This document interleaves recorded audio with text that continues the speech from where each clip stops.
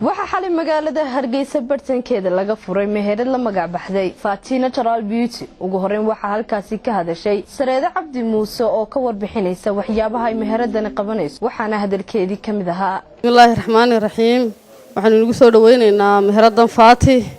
waa meherad Natural Beauty waxa ka furan tahay baraajo ku leedahay dhammaan daafaha adduunka waa markii koowaad aynu keeno Somaliland gaar ahaan caasimadda Hargeysa Fati waxay ka kooban tahay face iyo madax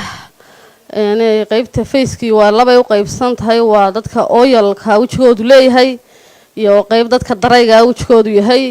iyo timihii oo shaamboodii iyo after shaamboodii leh waxaan ku soo dhaweynaynaa dhammaan customerska Somaliland meel kasta joogan gacmo furan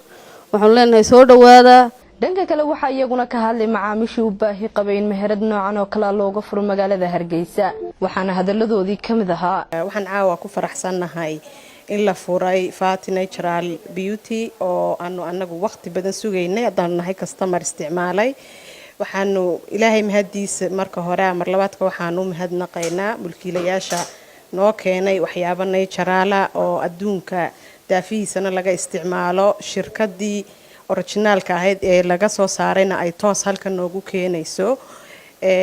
kulay waa wax lagu farxo oo waa wax horta business ahaan soo kordhay dumar ahaan waa waxaan u baahnayn kulay oo naloo keenay oo halkan joognay aan ku isticmaalayno waxaan rajaynayaa inay kulay dad badan ina tijaabin doonaan oo ay ka faa'iideysan doonaan Najaax Abdi Maxamed telefishinka caalamiga ee badda cas 24 TV magaalada Hargeysa